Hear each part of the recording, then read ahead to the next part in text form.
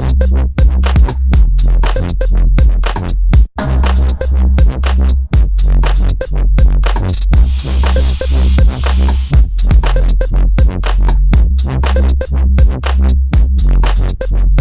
have to carry my cell phone on me at all times because if I don't answer every beckoning call, I will never hear the end of it.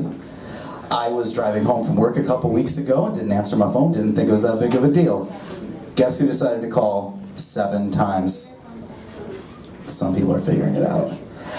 Well, she greeted me at the door when I got home and she was just like, "Where were you?" And I was like, "Well, I was driving." She's like, "You could have been in a car accident." And I was like, "Well, I did." "You could have been raped." Well, that escalated quickly. That sounds like the worst commute home I've ever heard of. I don't even know how the cop would write that up. The victim was rear-ended and then he was rear-ended. Call back up. We've got a code 69. Getting married, it's changed a lot of things about me. When I was single, I thought I was broke, but now that I'm getting married, nope. I was pretty good. I had a car breakdown on me recently, and I had to get another one, so I had to wind up settling for my friend's 1993 Plymouth Sundance. That's right, I'm paying for my wedding by driving like I'm divorced. It's not really good. A lot of my friends are trying to get married now because they have nothing else better to do. Gotta catch up with me, I guess. And my best friend, he joined a dating website, and on the dating website you had to say your longest relationship. I coughed there, I'm sorry about that. You had to name your longest relationship, and he put his longest relationship at 15 years, and then said in the About Me section that his longest relationship was 15 years because he was looking to move on from Lefty. So I told him it's about time you delete the Christian Mingle account.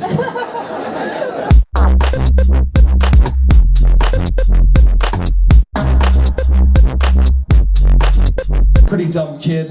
I was like a smart dumb kid, like really good with the books, but life, nothing. One time my sister called me a retard, and didn't know what that meant. I was 7.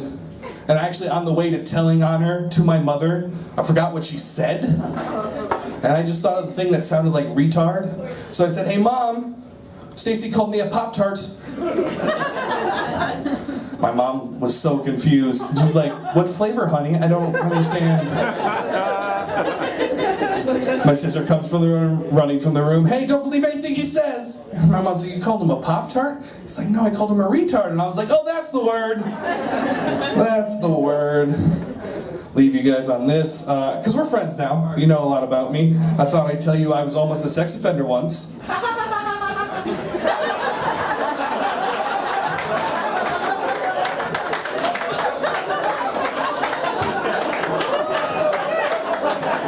Fady, you're on the list, I know. When I say almost, it wasn't creepy or anything. I wasn't like flirting with some girl and I realized I was in a school zone. Nothing creepy like that. What happened was I was bored at home, wanting to find out if Fady was in my neighborhood, and tried to find the list of where the sex offenders were. But I couldn't find it, because I'm young and I don't know what I'm doing. But then I see an icon in the corner, it says sign up. I'm like, oh, you have to be a member of the site to find the list. I understand. No, I'm an idiot. And I don't ask for help from my dad or anything, I just keep going down the list and ask me, which offense are you signing up for? I'm like, all of them. I want to see all of them. I want to know everyone in my area. I get to the bottom and it says case number. I'm like, oh shit, doing something wrong.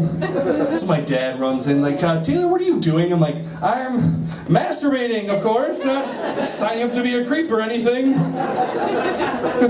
I did a show one time and I said the whole case number thing, and then Fady from the back was like, you don't need a case number. Oh shit. I love you, Fady. Take it easy, guys. I'll see you later.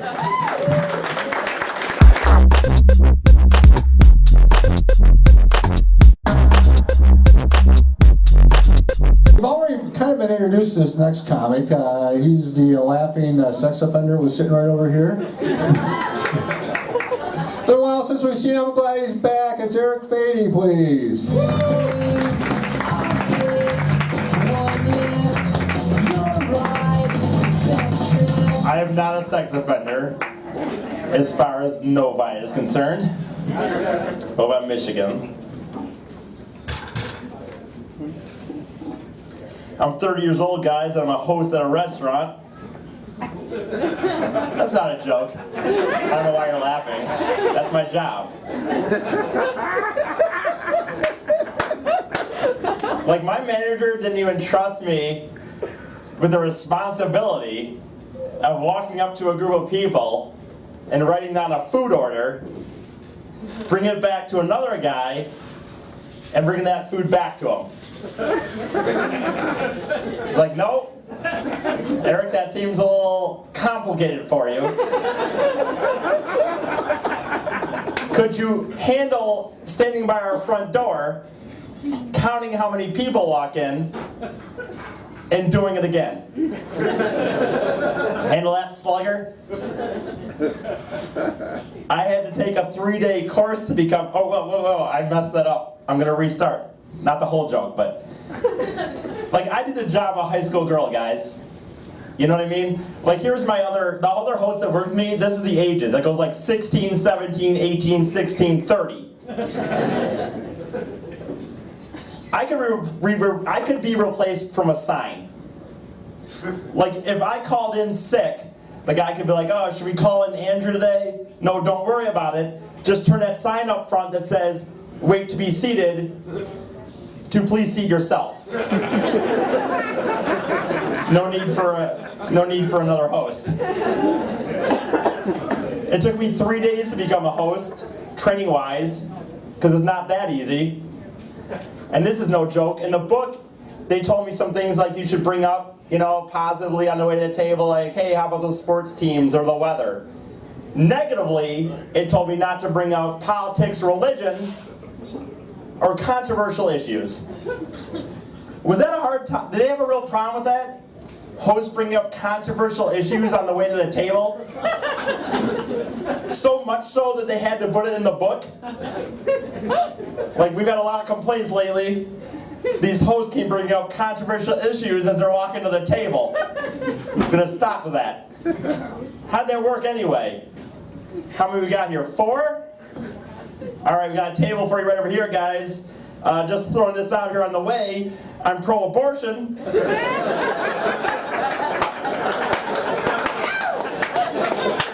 Enjoy that lasagna. You know what I mean? Because I'm a professional and I rewrote this joke before I got here, I kind of wrote some of it on a paper. But speaking of shitty minimum wage jobs, one thing that I've always hated about everyone I've ever had is there's always like that one guy, you know what I mean, that those minimum wage jobs, like the overachieving loser, middle-aged man that wants to just unsolicitedly brag to you about how good he is at whatever he does. Like, he's like, I'm so good at bagging groceries. Or do you know how fast I can wrangle those carts in from the parking lot? I had this happen a few weeks ago. We had 2 hosts on, because I still do it, by the way. We had 2 hosts on, and a former host now has upgraded to the prestigious role as server. Came up to me and started saying, like, she's like, when I was a host, we didn't need 2 guys on a Saturday night. I could handle it all by myself. Like, okay. You're better at walking strangers to a table than me. Good for you. Like, I'm 30 years old and I'm working as a host at a restaurant. I'm here because I made some poor life choices, all right? Not looking to get into the Hall of Fame. Not trying to set, past Babe Ruth in the record books. Like, I don't even want to be that good at my job where my manager can trust me to host it on one person on a Saturday night. I'm making $7.45 an hour. I want him to be like, who we got here Saturday night? Eric? Whew. We can't trust that guy. Throw another guy on the host schedule. Why would I want the responsibility of doing that by myself? It's funny with some of these minimum wage jobs how they just expect you to know things when you walk in the door. Like I worked at Meijer for a while. Like the idea that I would just know how to like ring up a cash register, do the bottle return, load a price gun. This is not a joke. I worked at Meijer one time and this guy, I had to ask him 2 times how to load the price gun. And he starts getting all like surly about it. He's like, "Well, God, I can't believe it, dude. I already showed you how to load a bro. Do you know how to load a price gun?"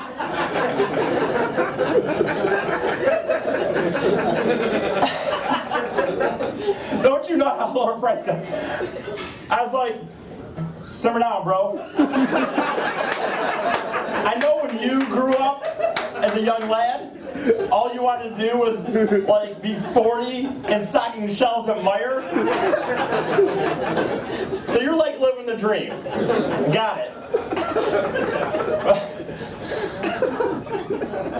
But when I went to high school and college and graduated, I missed the class, like the opportunity to sign up sheet for the price gun loading class. Like, and to be honest, I don't want to sound like an arrogant guy, you know what I mean?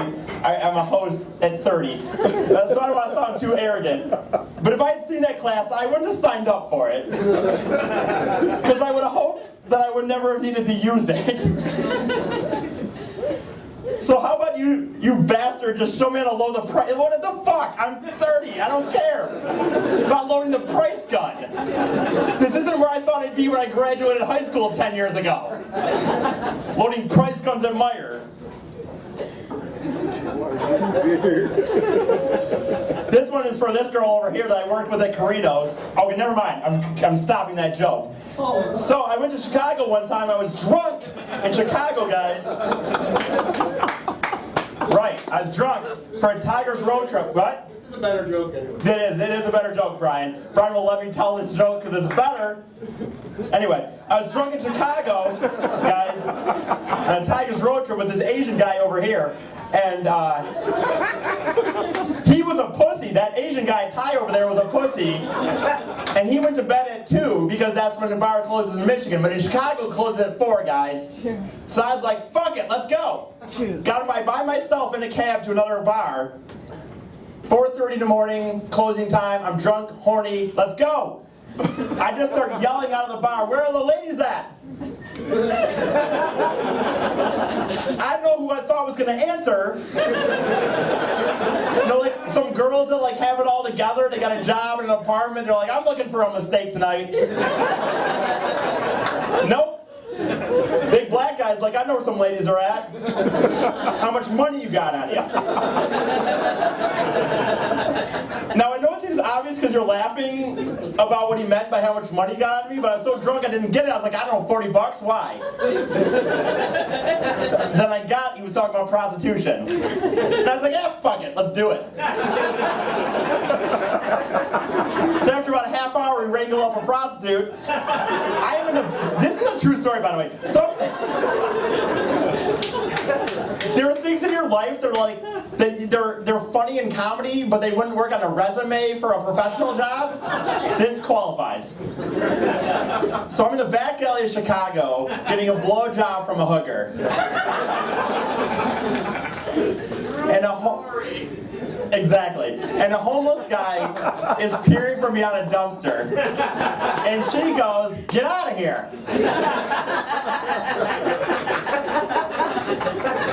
She goes back to doing the business. About 30 seconds later, because I hadn't come yet, because I'm a man, the guy had peered back and was looking again. And that's it. She goes, that's it, I'm done. And walks away. You know, she didn't finish it. So like, this girl was willing to suck dick for money in the back alley of Chicago at 4:30 in the morning. But a homeless guy by watching, and she's like, that's where I draw the line. My mom taught me better than that. My name is Eric Fady. Thank you very much.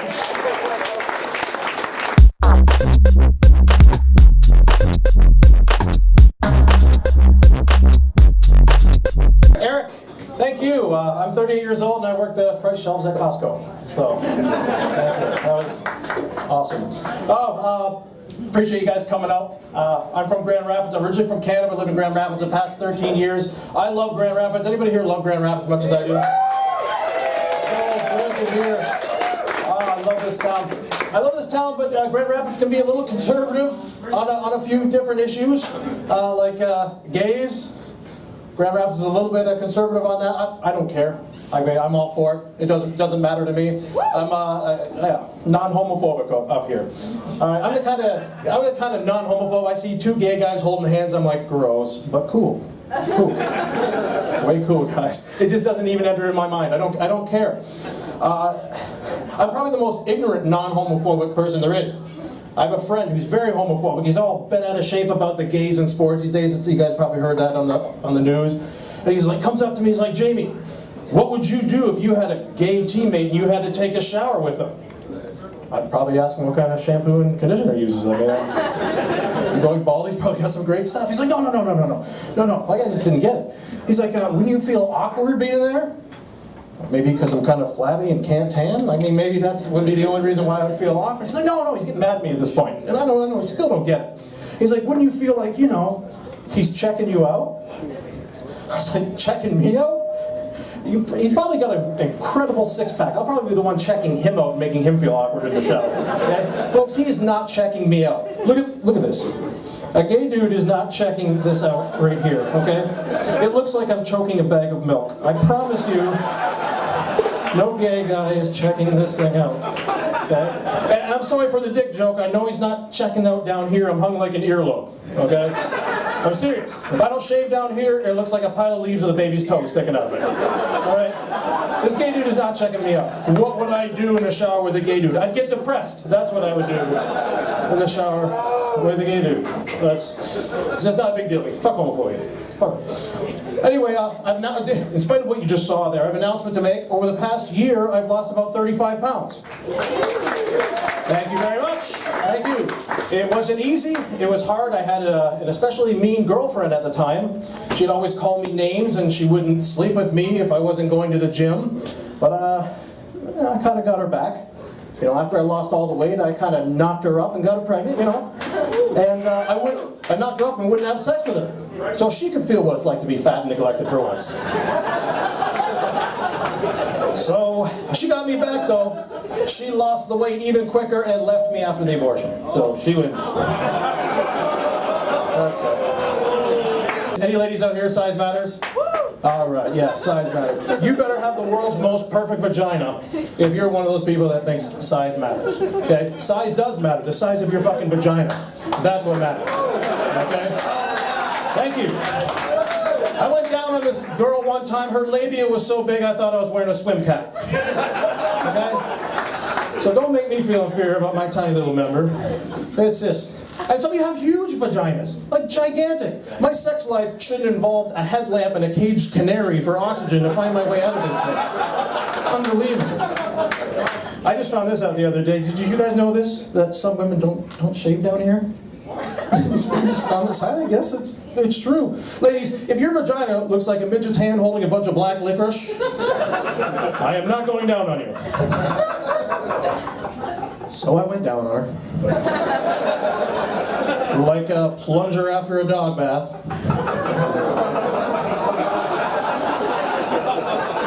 And I have to tell you, it was kind of, shave your fucking vaginas for crying out loud. Thank you very much, everybody. Appreciate my name is Jimmy Bradford. Thank you, Brian. All the other comics, you guys are awesome.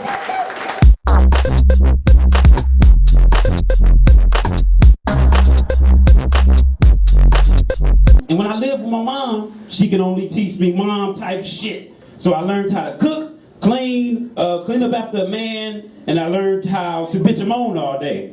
So when I finally moved in with my dad, it was fucked up because I turned into his wife. And it made us closer, but it ruined our relationship eternally. It was fucked up. Because I was cooking and cleaning, and he was expecting it. It was like, oh shit, you ain't go cook today. We was arguing and shit. I'm like, man, you know what? I am gonna cook. And fuck you and these kids. We ain't had no kids there. It fucked me up naturally. I was just done for. So it was crazy. It was crazy. Y'all would never understand the shit I had to go through as a son to be a wife for my dad. Like, imagine that. Just imagine that. Like, one of these times I was cooking and cleaning and folding the clothes. He came up, kissed me on the back of my neck like, how was your day, baby? Oh, motherfucker. Oh, man, I'm your damn son. Shit. Nigga, we look alike. We got the same pieces. Like, I ain't know, it fucked me up. It was crazy, man. Because when I used to live with my mom and my dad together as a kid, I unfortunately seen my dad's penis. And it fucked me up naturally because he had a little dick. And when he had a little dick, I was thinking like, I'm doomed. As a kid, I'm doomed. I'm doomed. So it's crazy because I can't even multitask. So when I talk to girls and we trying to have sex and I'm really trying to get into it and I try to talk shit, I have to pause and wait. Because I can't do two things at once. I can't do two things at once. So I have to stop and say, now you like that dick, don't you? Then I gotta go again. And then I gotta stop, yeah, I'm hitting that good, ain't I? Then I gotta go again. Then I'm like, who's your daddy? Then I gotta go again. And the fucked up thing is I live with my dad. My dad will pop out of nowhere. I'm your daddy. You're like, oh shit.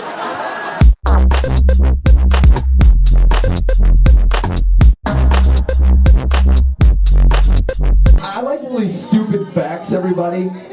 I like dumb facts, and here's one for you. I looked this up tonight. I had to actually put it in my phone so I wouldn't forget the numbers. Here it is. I looked this up on Google. This is a true fact. They had a study done by Harvard University, and a one sperm cell transfers the equivalent of 37.5 megabytes of DNA info if you were to equate it to a hard drive in a computer. That means that one single ejaculation transfers 15,875 gigabytes of data. Man, wouldn't you say that's a lot of information to swallow? You can download that from my hard drive later if you want to. I'm just saying, folks. So here's the deal. For the women who are out there scratching their head wondering how you know me. Yep, you saw me at Studs, ladies and gentlemen. I am a male stripper. That is right. I actually have to do a sad thing tonight. What did you do this weekend? Listen, the weekend's not over, baby. $125, you get a half hour. I don't give a shit. I'll teabag you for another 20. I don't fucking care. But after this weekend, sadly, I do have to announce my retirement as a male stripper, everybody. Ladies, I'm sorry. Here's why. It's not that I'm morally or ethically opposed. Here's what the deal is. I kind of think it's going to get a little weird when it becomes bring your daughter to work day, okay? What the fuck is that? I mean, how do I explain that shit? Little Tommy, the first day in the, kindergarten. Little Tommy, what does your daddy do? He's a police officer. Little Amy, what does your daddy do? He's in the army. Little Johnny, what does your daddy do? He's a fireman. Little Emery, that's my daughter. What does your dad do? Well, he's a fireman, a policeman, an army man. Tuck that dollar, bitch! Like, I don't want that to be her first words, you know what I'm saying? It's fucked up shit. I'm an idiot, I'm sorry. Father of the Year right here, everybody. The votes go in next week. No, so here, guys, anybody here on a date, anybody here hoping to fuck a girl tonight, put your hands together. Oh, you're all gay. Okay, that's cool, that's cool. Because I'm trying to fuck all these girls tonight. I'm just looking for one of them, I'm just saying. I didn't say it was a sure thing.